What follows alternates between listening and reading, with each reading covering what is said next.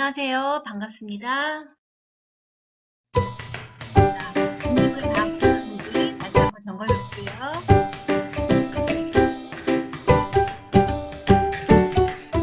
네, 열심히 한번 해보도록 합시다. 자, 오늘 호흡 두 번째 시간입니다. 교과서는 180에서 181쪽입니다. 우선 지난 시간에 배운 것을 복습해 보도록 하겠습니다. 자, 호흡기관, 코, 기관, 기관지, 폐가 있었어요. 그러면 공기가 코를 통해서 들어가서 기관, 그 다음 기관지로 이렇게 들어가서 폐에 도달을 한다고 했죠. 이 폐는 아주 수많은 포도송이처럼 되어 있는 공기주머니인 폐포로 이루어졌다고 했죠. 네, 그렇다면 이 기관하고 기관지는 뭐가 있다고 했죠, 여러분? 네, 손모가 있어서 먼지나 세균을 걸러주고요. 자, 폐는 스스로 움직이지 못한다고 했어요. 그래서 근육이 없고요. 이 폐는 뭐로 이루어졌다? 네, 수많은 폐포로 이루어져서 우리가 호흡을 한다고 했습니다. 그 다음 탐구 활동에서 우리가 들숨과 날숨의 원리를 이렇게 모형으로 한번 살펴봤었습니다. 자, 들숨부터 볼까요? 자, 고무막을 잡아당겼어요. 고무막을 이렇게 밑으로 이렇게 잡아당기면 이 잡아당긴 만큼 부피가 어떻게 될까요? 커지겠죠? 부피가 커지면 이 안의 압력은 낮아지니까 밖에는 고기압, 안에는 저기압, 밖에서 안으로 이렇게 공기가 들어왔어요. 이것이 우리 들숨이라고 했습니다. 들숨의 원리에 대한 모형이고요. 자, 날숨 반대로 얘를 밀어 올리면 당연히 부피가 작아지겠죠? 부피가 작아지니까 압력은 높아져서 이 안에 있던 공기가 밖으로 이렇게 빠져나가니까 이렇게 고무풍선이 쭈그러들었어요. 이게 바로 날숨이었습니다. 그러면 우리는 지난 시간에 배웠던 탐구활동에서 호흡의 원리를 바탕으로 오늘에는 호흡 운동의 원리를 한번 설명해 보는 시간을 갖도록 하겠습니다. 이것도 다 선생님 설명한 거예요. 자, 그림에서 보면 이게 갈비뼈고요. 이게 가로막이죠. 네, 폐는 근육이 없어요. 그래서 스스로 움직이지 못한다고 했어요. 그래서 이 갈비뼈와 가로막의 운동에 의해서 폐가 호흡 운동을 한다고 했습니다. 자, 한번 우리 생각해 볼까요? 네, 갈비뼈가 위로 올라가면 숨 들여 마셔보세요. 갈비뼈 올라가죠. 그럼 가로막은 어떻게 돼요? 내려가죠. 그럼 이 안에 흉곽의 부피는 커지겠고, 부피가 커지면 압력이 낮아지고, 압력이 낮아지니까 밖에 있던 공기가 이렇게 쑥 들어온다고 지난 시간에 이야기했습니다. 이렇게 의해서 들숨과 날숨, 호흡 운동이 일어나는 것입니다. 그러면 다시 우리 지난 시간에 배운 거 이거 했죠? 들숨. 고무막을 잡아당기면 풍선이 부풀어 올랐어요. 그 원리 아까도 얘기했듯이 잡아당기면 컵안의 부피가 늘어나고 부피가 늘어나면 압력이 낮아져서 밖에 있던 공기가 안으로 쏙 들어오는 들숨이 된다고 했습니다. 이것을 자 이제 인체 모형에서 볼게요. 자, 숨 들여 마셔볼래요? 들어 마셔보면 갈비뼈가 어떻게 됐어요? 위로 올라갔죠. 갈비뼈가 위로 올라가고 가로막은 내려가니까 요 흉곽의 부피가 넓어졌어요. 흉곽의 부피가 넓어지니까 당연히 압력은 이렇게 낮아지겠죠. 그러면 여기 압력이 낮아지고 밖에보다는 압력이 낮아지니까 밖에 있던 공기가 쏙 이렇게 들어오겠죠. 이게 바로 뭐라고요?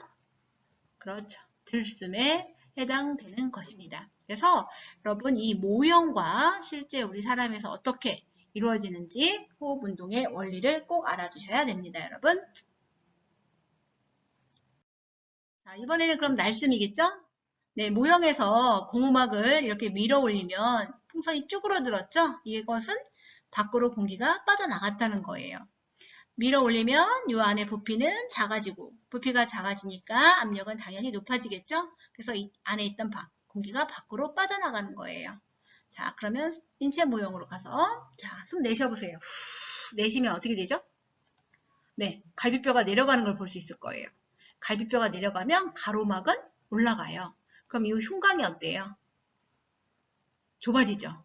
흉곽이 좁아지니까 압력은 높아져요. 여기가 높아지고 밖에보다 높아요. 그러면 이 안에 있던 공기가 어떻게 될까요? 이 안에 있던 공기가 밖으로 이렇게 밖으로 나가겠죠? 그죠? 이게 바로 뭐에 해당되죠? 네, 날숨에 해당되는 것입니다. 자, 근데 여러분 이제 들숨과 날숨 우리가 원리를 다 배웠어요. 요거 표를 한번 보도록 합시다. 들숨과 날숨의 표. 자, 들숨, 숨 들여마셔보세요. 그러면 갈비뼈 올라가죠.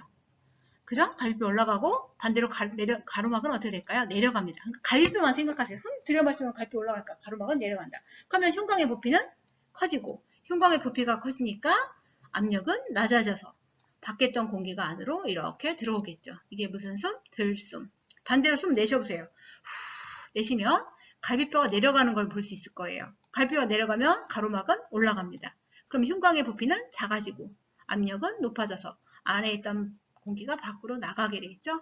그래서 이 표 엄청 중요하니까요. 여러분 노트 필기에 꼭 필기하도록 하세요. 자, 들숨과 날숨을 비교하는 거. 이 모형으로도 알아두셔야 되고요. 그 다음 이렇게 사람 모형으로도 알아두셔야 됩니다. 알겠죠? 자, 그림을 한번 보도록 하세요. 자, 어디서 많이 본 그림이죠? 네, 우리 심장 배울 때 혈액순환 경로예요. 여기 가운데 심장이 있고요. 여기 폐 있고 온몸의 조직세포인데요. 자, 여기 폐순환, 온몸순환이라고 배웠습니다. 자, 우리가 숨을 들이마시면 공기가 폐로 들어가죠. 자, 폐는 수많은 폐포로 되어 있고 그 폐포는 모세혈관으로 둘러싸져 있다고 했습니다. 그러면 폐에 들어간 공기 중에서 산소가 어떻게 되죠, 여러분? 산소가 네, 폐포에서 모세혈관의 혈액의 적혈구에 붙여주죠. 그러면 그 산소가 어떻게 돼요? 그 혈액을 따라서 여기서 붙이면 산소가 여기 혈액을 따라서 여기 무슨 혈관이죠, 이거? 폐정맥, 그 다음 좌심방, 좌심실, 그 다음 네, 온몸, 대동맥을 통해서 온몸으로 이렇게 산소를 이동시켜 줍니다. 그러면 이 모세혈관과 또 이 조직세포에서는 어떻게 될까요? 그 산소가 모세혈관에서 네, 산소가 지금 조직세포한테 주겠죠? 그럼 그 조직세포에서는 네, 세포 호흡에 의해서 산소와 영양소가 결합해서 이산화탄소, 그 다음 물, 노폐물도 만들고요. 에너지를 만들고 그 나머지 결과로 나온 이산화탄소를 다시 어떻게 하죠? 이산화탄소를 다시 이렇게 조직세포에서 모세혈관으로 주겠죠? 그럼 모세혈관의 그 혈장 속에 이산화탄소가 있어서 그 혈액이 이렇게 또 이동을 하게 됩니다. 이게 대정맥이었어요. 대정맥, 오심막, 오심실을 통해서 이렇게 폐동맥을 통해서 다시 폐로 와서 날숨에 의해서 이산화탄소가 바로 밖으로 빠져나오는 것입니다. 자, 산소는 들어오고, 이거 산소죠, 산소. 산소는 들어와서 들숨에서 들어오고, 그 다음 이산화탄소는 이렇게 날숨에서 밖으로 나가게 되는 것이에요. 이때 이렇게 폐포와 모세혈관 사이의 이 기체 교환을 우리는 외호흡이라고 해요. 그리고 이 모세혈관과 조직세포의 사이의 기체 교환을 내호흡이라고 하는데 우리 교과서에는 외호흡과 내호흡이라는 단어가 없습니다. 그냥 참고로만 알아두도록 하세요. 그래서 폐포와 모세혈관 사이의 기체 교환이 어떻게 이루어지고 모세혈관과 조직세포 사이의 기체 교환이 어떻게 이루어지는지를 여러분은 꼭 알아두셔야 됩니다. 자, 아까 설명했습니다, 여러분. 자, 폐포, 모세혈관, 조직세포. 자, 폐포하고 모세혈관이 둘러싸여 있다고 했어요. 그럼 우리가 숨을 들이마시면 이산화탄소가 아니라 누구죠? 산소가 모세혈관으로 이동하게 되겠죠. 그럼 모세혈관이 이렇게 이제 다시 폐정맥, 좌심방, 좌심실 이렇게 대동맥을 통해서 모세혈관에서 어디로 이동하게 되죠? 이렇게 큰 혈관을 따서 모세혈관을 와서 다시 조직세포로 이동하게 되겠죠. 그래서 폐포, 모세혈관, 조직세포. 그죠? 그럼 조직세포에서는 세포 호흡을 하고 이산화탄소가 다시 모세혈관으로 이동하게 되고 그 모세혈관은 다시 이렇게 혈관, 심장을 통해서 다시 폐포로 와서 이산화탄소가 들숨에 의해서, 날숨에 의해서 이렇게 밖으로 내보내지는 것입니다. 자, 요거 잘 알아두세요. 폐포에서 모세혈관, 모세혈관에서 조직세포로 산소가 이렇게 이동을 하게 되죠. 산소. 그 다음 그 반대로 조직세포, 모세혈관, 폐포 사이에서는 네, 이산화탄소가 이렇게 이동하게 됩니다. 그렇다면 왜 산소는 폐포에서 모세혈관, 모세혈관에서 조직세포로 이렇게 이동을 할까요? 그 원리는 무엇일까요? 네, 그 원리는 뭐냐면 여러분 비커에다가 물을 떠놓고 거기다 잉크방울 하나 떠주면 어떻게 될까요? 처음에 잉크방울이 떨어지면 그 한 방울 했던 것이 점점 퍼져서 그 비커의 물 전체에 다 퍼지게 되죠. 이러한 현상을 우리는 확산이라고 한다고 했습니다. 자, 마찬가지 여기에서도 확산 원리가 이용된 건데요. 자, 확산이라는 것은 농도가 높은 쪽에서 낮은 쪽으로 물질이 스스로 운동하는 것이에요. 자, 예를 들어 볼게요. 이 페포하고 모세혈관을 볼게요. 산소는 어디가 더 농도가 높을까요? 산소는, 그렇죠? 산소는 페포가 모세혈관보다 더 많이 들어있겠죠. 농도가 더 높아요. 그죠? 그러니까 이동은 어떻게 될까요? 페포에서 모세혈관으로 이동하게 되겠죠.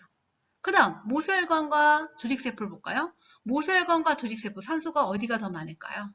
당연히 모세혈관의 농도가 산소의 농도가 높을 거예요. 그러면 농도가 높은 쪽에서 낮은 쪽으로 이동하게 되니까 산소는 모세혈관에서 조직세포로 이동하게 되는 것입니다.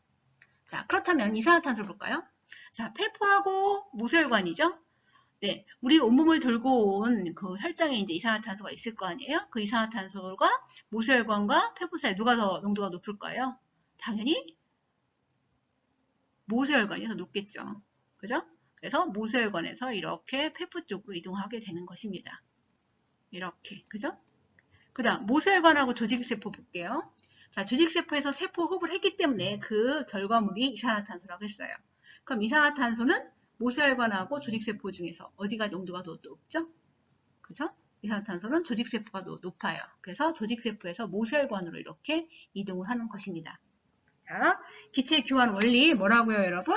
네, 확산입니다. 확산 알아두세요. 확산은 네, 농도가 높은 쪽에서 낮은 쪽으로 이제 스스로 이동하는 것입니다. 그래서 산소는 페포에서 모세혈관으로, 그죠? 모세혈관에서 조직세포로 이렇게 이동한다는 거. 이산화탄소는 조직세포에서 모세혈관, 모세혈관에서 페포로 이동한다는 거. 네, 농도와 이동 경로 잘 알아두시기 바랍니다. 요 표로 한번 완성시켜 볼게요. 자, 산소는 페포, 모세혈관, 조직세포 중에서 페포가 가장 높겠죠. 페포에서 그래서 모세혈관으로 이동하고 그 다음 모세혈관이 조직세포보다 농도가 높기 때문에 모세혈관에서 조직세포로 이동합니다. 아무튼 농도가 높은 쪽에서 낮은 쪽으로 이동한다는 거. 자, 이산화탄소는 어디가 제일 높아요? 조직세포죠. 그래서 조직세포, 모세혈관, 페포 순입니다. 그래서 이동은 조직세포, 모세혈관, 페포로 이동을 한다. 네, 이 그림을 여러분이 이해를 하시면 충분히 여기도 이해할 수 있을 거라 믿습니다, 여러분. 네, 확산 알아두시기 바랍니다.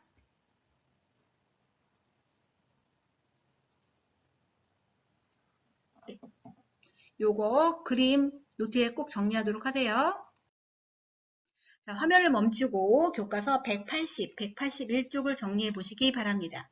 181쪽 스스로 점검도 풀어보도록 하세요.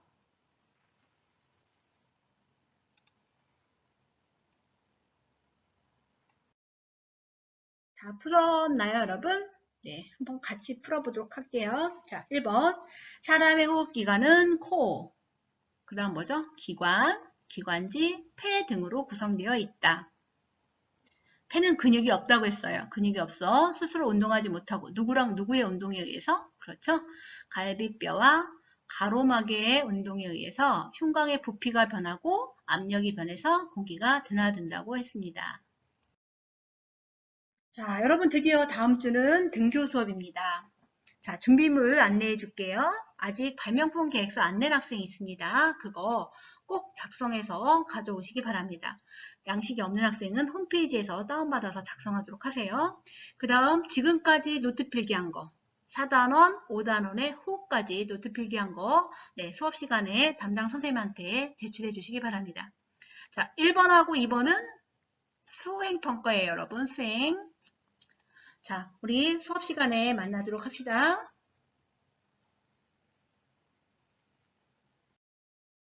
자, 다음 온라인 수업 시간에는 배설에 대해서 이제 마지막 배설에 대해서 공부해 보도록 할게요. 자, 노트 필기 하시고요. 그 다음 패들렛의 학습 내용도 정리하시기 바랍니다. 수고하셨습니다.